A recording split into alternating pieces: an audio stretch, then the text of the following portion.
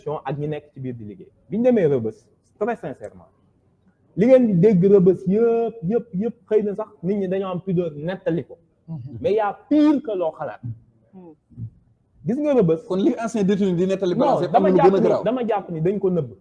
moo tax man avant sax ñu doon wax suñuy cas man je voulais d'abord que peuple sénégalais régler le cas de Rebeuss te ce qui est sûr mooy li am Rebeuss y a pire dans les autres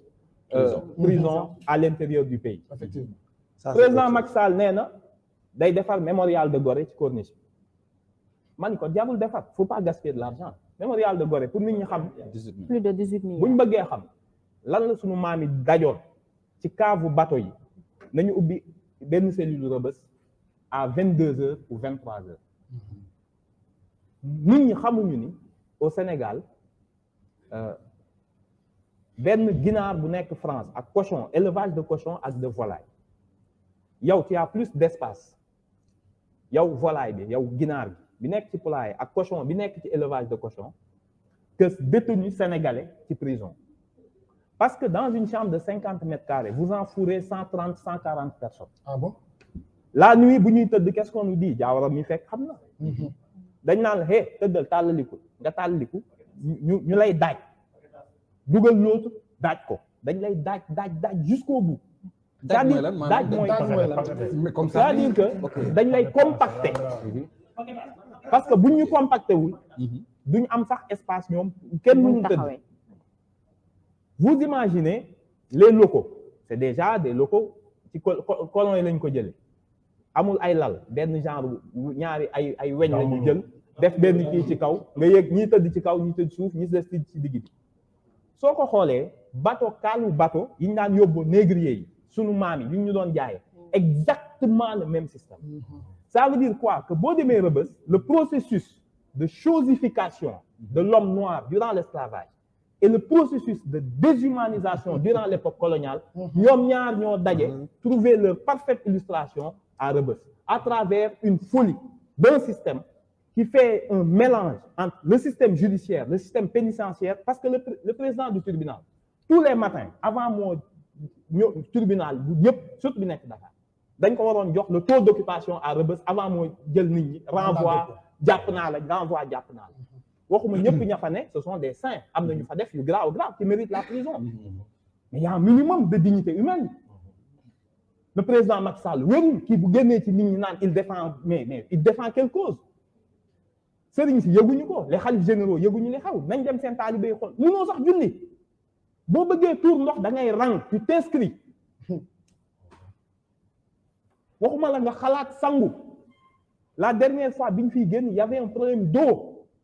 les gens dañuy ñëw gars yi ku may ndox ma naan ça se passe au cœur de Dakar à côté de cette fumisterie de corniche bu muy defar. C'est scandaleux. xalaatoo jël da ngay gis ku yor ndox dama bëgg a dem toilette doo leen ma dimbale may ma ndox ci naan la may ma lu ma naan xalaatoo fóot xalaatoo sangu. Ce qui se passe c'est un processus de chosification de l'homme noir par l'homme noir. tubaab bi li mu ñu doon def da koo réussir à travers trois institutions. L'institution judiciaire, l'institution pénitentiaire et les forces de défense de gendarmerie et de police. Il faut qu'on mette fin à ce système. li am Rebeuss nañ ko dakk dañ fa def ay matelas mousse Rebeuss lay njëkk a tiitloo man mbóot yi ci boppam dañoo feebar. ci biir Rebeuss. mbóot moom c'est devenu dafa ndànk mbóot day daw mbóot Rebeuss du daw da ngay romb comme si il avait le droit.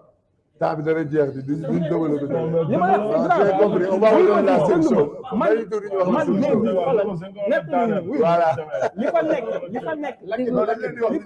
li fa nekk ci ay mbóot yoo xam ni nee naa la bu ñu biologiste yi di génn dama bëgg ñu déglu li ma leen wax nañ dem ñu jàpp ñetti mbóot parce que mbóot yi même ñoom boo leen gis da ngay gis ni c'est du ñu daw comme daw nii da ngay xam ni ñii wér même ñoom parce que mënoo concentrer ay nit sanguwuñu pendant des jours parce que dañ lay jëlee 4 jours 3 jours garde à vue ak les retours de parquet dugal la fa kenn du sam amul ndox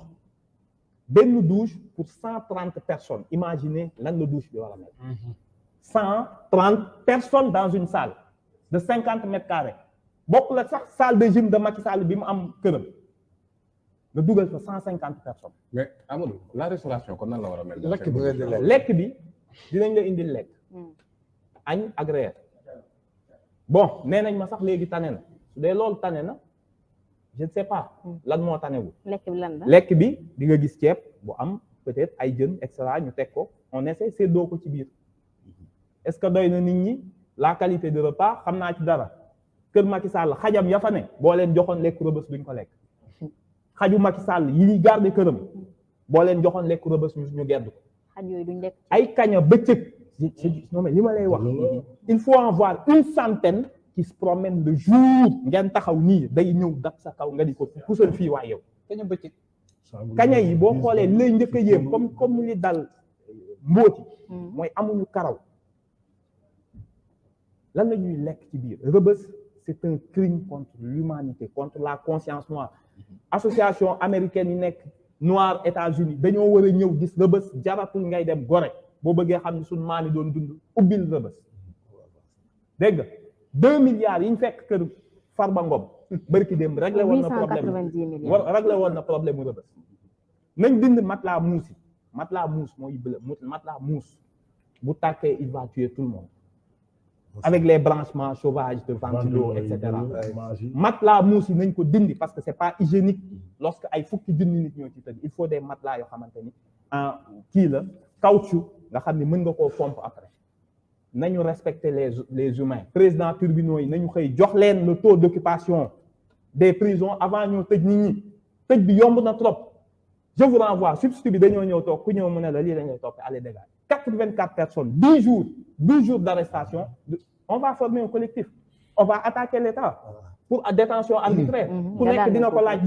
minimum 10 millions avec 250 personnes il en aura 2 milliards et quelques bu demee kër Farba Ngom rek fay ñu il faut faire des recours non parce que bëgguñu la dañoo bëgg ils vont engager la responsabilité mënuñoo tëj 12 jours avec des conditions inhumaines de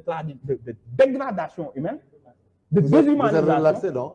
amul dara toppewuñu la dara léegi suñ 12 jours de privation de liberté on fait passer ça par pertes et profits ñun duñu ay martyrs nous ne sommes pas des martyrs de l'ordre public nous ne sommes pas des martyrs de l'ordre public ce président mais li mu bëggoon non dinaa ñëw ci yow li mu jàppoon ni su ko defee daf ñuy affaiblir j'ai vu des jeunes ñoo xam ne manifestation bi yàq tax leen woon a jóg moo tax tout le monde a nié ñëw nañ ñii fi ñu leen jàppee biir siège bu Pastef lañ leen jàppee biir siège garde corps yi moom ils ont fait benn rafle boo xam ne c'est terrible bref nit ñi ñëwuñu woon pour manifester autrement y aurait des blessés gis nañ nag bi mu xëyee suba mu ne l'État gagné na loolu la ñuy wax une victoire à la Pyrrhus bu mu nax boppam cette jeunesse àndatuñu ak moom xale yi ñu jàpp koo ci wax mais niveau de conscience bi mu am sur la marche du pays de lay yëm en pensant émousser notre engagement il l'a décuplé tey plus que jamais on est engagé à le combattre malgré difficulté yim ñu may koo ci laaj des anonymes des tailleurs des marchands nee nañ dëkk bi dootul doxe ni muy doxe ils veulent tous un avenir pour ñoom ñenn ñi ne je veux un avenir pour mes enfants 250 personnes la tëjoon il en est ressorti ñoo xam ne ils sont 250 consciences mais 250 personnes affirmées bu njëkk ba option politique la woon nga combattre Macky maintenant c'est un devoir citoyen on va le combattre. D'accord. dinañ ko gën a sonal bu yeboo mu tëjaat D'accord. notre volonté est Amadou maa ngi ñëwaat ci yow léegi major rapidement